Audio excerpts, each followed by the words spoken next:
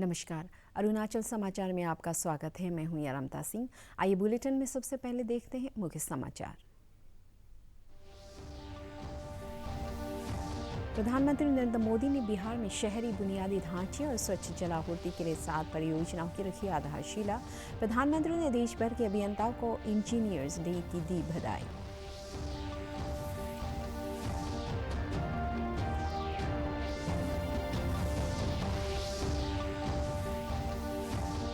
रक्षा मंत्री राजनाथ सिंह ने पूर्वी लद्दाख में वास्तविक नियंत्रण रेखा पर भारत और चीन के बीच गतिरोध पर लोकसभा में दिया बयान। कहा, भारत अपने सीमा क्षेत्रों पर मौजूदा वर्तमान मसलों को शांतिपूर्ण बातचीत और विचार विमर्श के साथ हल करने के लिए प्रतिबद्ध।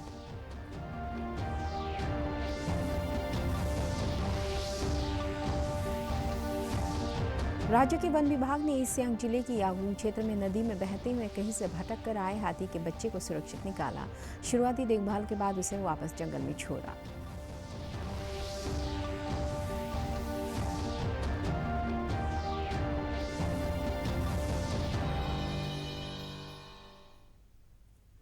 प्रधानमंत्री नरेंद्र मोदी ने आज वीडियो कॉन्फ्रेंस के जरिए बिहार में शहरी बुनियादी ढांचे से संबंधित 7 परियोजनाओं की आधारशिला रखी और शुभारंभ किया। इनमें से 4 परियोजनाएं जलापूर्ति से संबंधित है, जबकि 2 मल जल उपचार और 1 नदी क्षेत्र के विकास से जुड़ी है। केंद्र सरकार की इस योजना का कार्यान्वयन राज्य सरकार के शहरी विकास और आवासन विभाग के अंतर्गत बिहार शहरी बुनियादी ढांचा विकास निगम बुडको द्वारा किया जा रहा है। प्रधानमंत्री नरेंद्र मोदी ने कहा कि यह आयोजन अभियंता दिवस के अवसर पर हो रहा है, जो देश के महान अभियंता एम विश्वेश्वरैया की जयंती के उपलक्ष्य में मनाया जाता है। उन्होंने कहा कि देश के इंजीनियरों ने राष्ट्र और विश्व के निर्माण में अभूतपूर्व योगदान दिया है। प्रधानमंत्री नरेंद्र मोदी ने कहा कि अब केंद्र और बिहार सरकार के साझा प्रयासों से बिहार के शहरों में पीने के पानी और सीवर जैसे मूल सुविधाओं में निरंतर सुधार हो रहा है।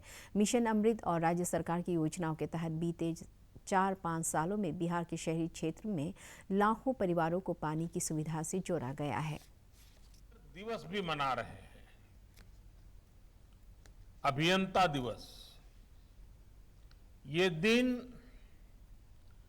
देश के महान इंजीनियर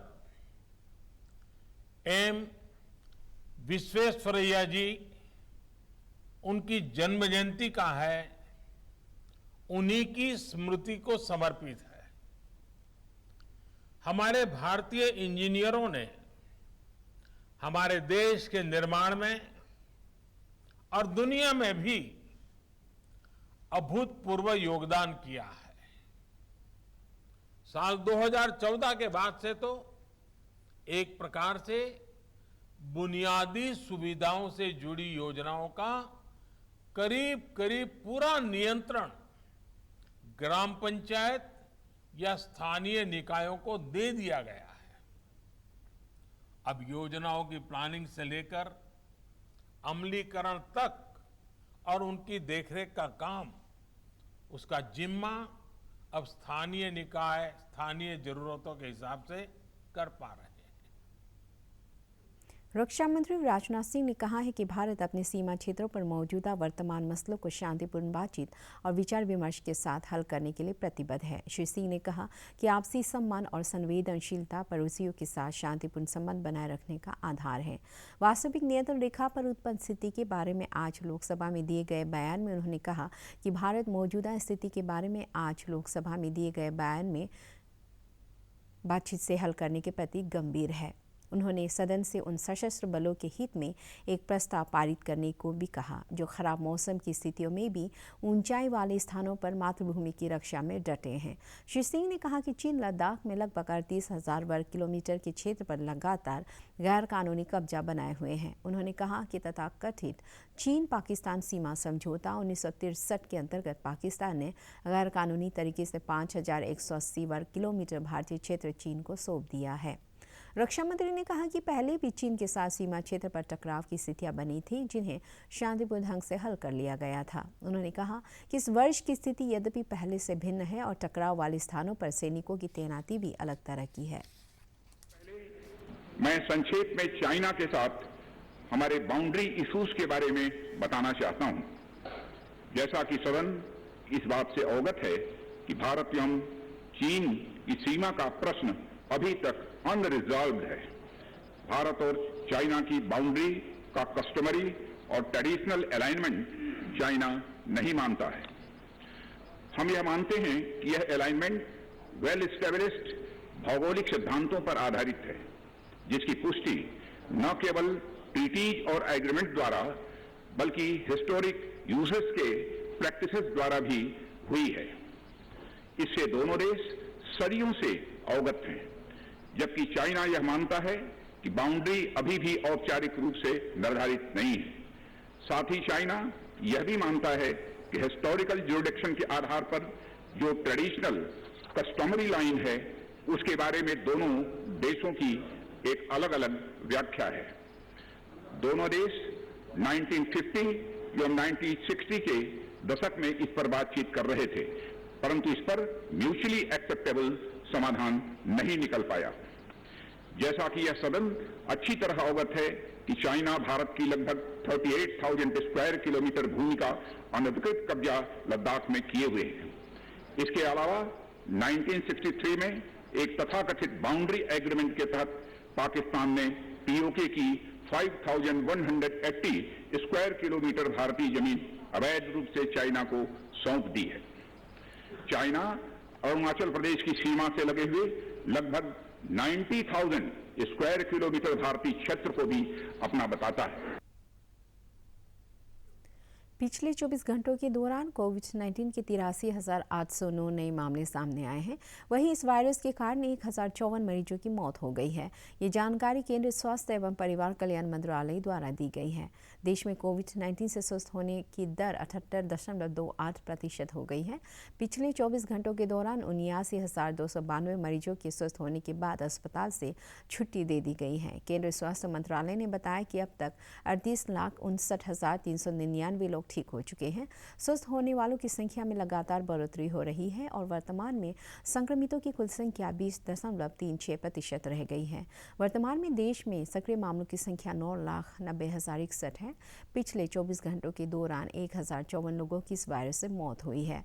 मृतकों का आंकड़ा 80,776 पर पहुंच गया है। पिछले 24 घंटों के दौरान 10,72,845 नमूनों की जांच की गई। देश में अब तक 5,83,00,000 से अधिक नमूनों की जांच की जा चुकी है। राज्य के प्राथमिक स्वास्थ्य केंद्र होलोंगी में कार्यरत एक कोविड रोगी की मौत के बाद राज्य में कोरोना से मरने वालों की संख्या बढ़कर 11 हो गई है। प्रदेश में सोमवार को कोविड-19 के 176 नए मामले दर्ज किए गए। इसके साथ ही प्रदेश में कोविड संक्रमण की कुल मामलों की संख्या बढ़कर 6,297 हो गई है। इनमें से 1,756 सक्रिय मामले हैं और अब तक 4,531 रोगी स्वस्थ हो चुके हैं। राज्य में कल 156 कोविड रोगियों को स्वस्थ होने के बाद अस्पताल से छुट्टी दे दी गई है। सोमवार को दर्ज किए गए कोविड-19 के नए मामलों में ईटानगर कैपिटल कॉम्प्लेक्स से 83, चांगलांग जिले से 20, ईस्ट सियांग और वेस्ट कामेंग जिले से 10-10 और लोअर सुबनसिरी जिले से 9, पापुमपारे जिले से 7, वेस्ट सियांग और लोअर सियांग जिले से 6 मामले शामिल हैं, जबकि लोअर दिबांग वैली और तवांग जिले से 5-5, लोंगडिंग से 3, पाक्के केसांग, तिराप, लेपारादा और अपर सियांग जिले से 2-2, सियांग, अपर सुबनसिरी, लोहित और ईस्ट कामेंग जिले से कोरोना का एक नया मामला सामने आया है। ईटानगर राजधानी क्षेत्र जिला प्रशासन ने कोविड-19 संक्रमण के बढ़ते मामलों के मद्देनजर आगामी 2 सप्ताह के लिए अन्य राज्यों से कामगारों के प्रवेश पर रोक लगा दी गई है। ईटानगर में आज जिला प्रशासन द्वारा मास्क जांच अभियान चलाया गया। ईएससी नीलम तेजी के नेतृत्व में पुलिस ने मास्क न लगाने वाले लोगों के खिलाफ कार्रवाई करते हुए उनसे जुर्माना वसूल किया।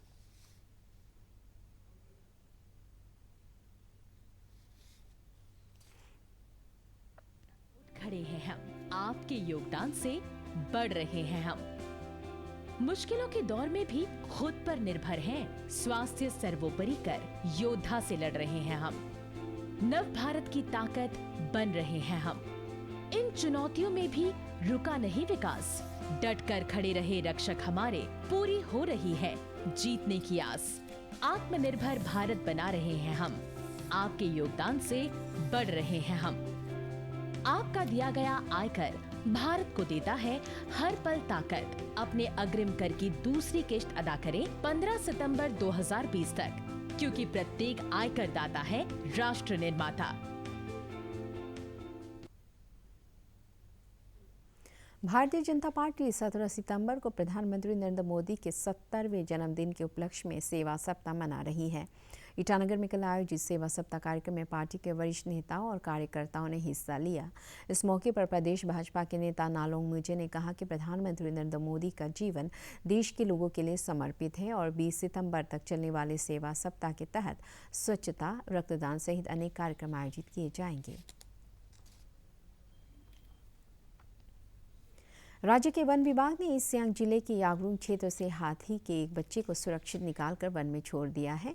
जिला वन अधिकारी तासिम मीजे ने बताया कि हाथी का यह बच्चा नदी में बहते हुए कहीं से भटक कर आ गया था और यागरूंग के पास धान की खेती को नुकसान पहुंचा रहा था। ग्रामीणों की सूचना पर वन विभाग के कर्मियों ने राहत और बचाव अभियान चलाकर हाथी के इस बच्चे को सुरक्षित पकड़ लिया।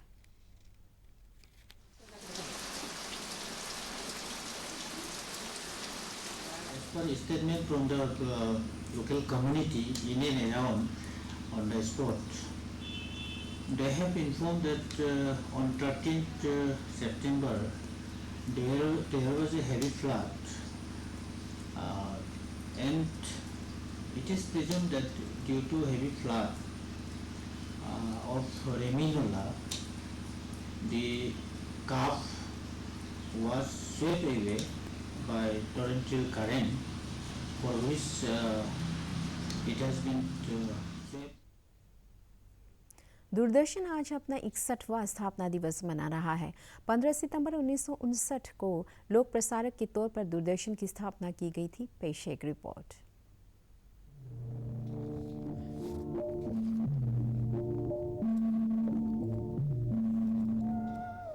संचार और डिजिटल क्रांति के इस युग में भी जिसने अपने आप को उसी के अनुरूप ढाल भारतीय दर्शकों के लिए मनोरंजन के नए आयाम सामने रखे, वो नाम दूरदर्शन है, जिसका हर पीढ़ी के साथ नाता गहरा है। 15 सितंबर 1959 को लोक प्रसारक के तौर पर दूरदर्शन की स्थापना हुई। दूरदर्शन की शुरुआत के समय इसमें कुछ देर के लिए कार्यक्रमों का प्रसारण किया जाता था। नियमित दैनिक प्रसारण की शुरुआत 1965 में ऑल इंडिया रेडियो के एक अंक के रूप में हुई। 1972 में ये सेवा मुंबई और अमृतसर तक विस्तारित की गई, जो आज देश के दूर दराज के गांवों तक उपलब्ध है।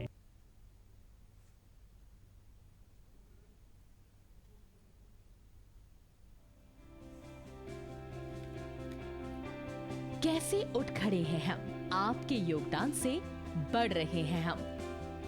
मुश्किलों के दौर में भी खुद पर निर्भर हैं, स्वास्थ्य सर्वोपरि कर योद्धा से लड़ रहे हैं हम। नव भारत की ताकत बन रहे हैं हम। इन चुनौतियों में भी रुका नहीं विकास, डट कर खड़े रहे रक्षक हमारे, पूरी हो रही है जीतने की आस। आत्मनिर्भर भारत बना रहे हैं हम, आपके योगदान से बढ़ रहे हैं हम।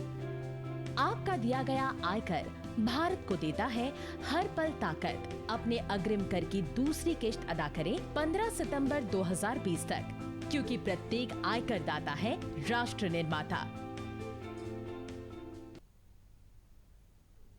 हिंदी दिवस के अवसर पर पेइचिंग में हिंदी के प्रमुख विद्वानों में से एक प्रोफेसर जियांग जिनकुई के साथ प्रसार भारती के विशेष संवाददाता अंशुमन मिश्रा ने बातचीत की। वे पेइचिंग यूनिवर्सिटी में हिंदी विभाग और दक्षिण एशियाई अध्ययन केंद्र के अध्यक्ष हैं। प्रोफेसर जियांग ने बताया कि चीन के 18 विश्वविद्यालयों में हिंदी के पाठ्यक्रम हैं, जिनमें करीब 500 चीनी विद्यार्थी हिंदी पढ़ रहे हैं। पेइचिंग विश्वविद्यालय के हिंदी विभाग ने स्थानीय चीनी विद्यार्थियों की सहायता के लिए हिंदी में मानक पाठ्यपुस्तकें विकसित की है। प्रोफेसर जियांग ने कहा कि हिंदी समूची भारतीय सभ्यता और संस्कृति की झलक प्रदान करती है, इसलिए ये भारत और चीन के लोगों के बीच संपर्क सेतु के रूप में काम कर रही है। उन्होंने कहा कि वर्तमान में भारत और चीन के संबंध कठिन दौर से गुजर रहे हैं, लेकिन आशा प्रकट की कि यह संकट शीघ्र समाप्त हो जाएगा। तो किस तरह वर्तमान परिस्थिति को आप देखते हैं? आपने सही कहा है। अभी मान लीजिएगा हिंदी के है, हम दक्षिण चीन में, पश्चिम चीन में और नॉर्थ चीन, उत्तर चीन में, जो मध्य चीन में हिंदी के पढ़ाए होने की योजना हमने बना है। दक्षिण चीन में जो यूनान विश्वविद्यालय में और यूनान विश्वविद्यालय में, 2 विश्वविद्यालय में हिंदी की पढ़ाई।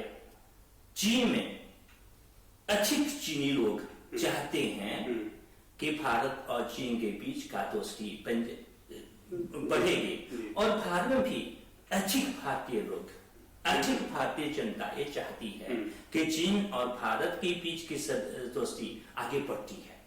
इन दोनों देशों में अधिक लोग चाहते हैं कि दोस्ती चाहती, कि झगड़ा नहीं चाहती। अरुणाचल समाचार के आज के अंक में इतना ही। हम कल फिर हाजिर होंगे अरुणाचल और देश दुनिया की खबरों के साथ। आप देखते रहिए अरुण प्रभा। नमस्कार।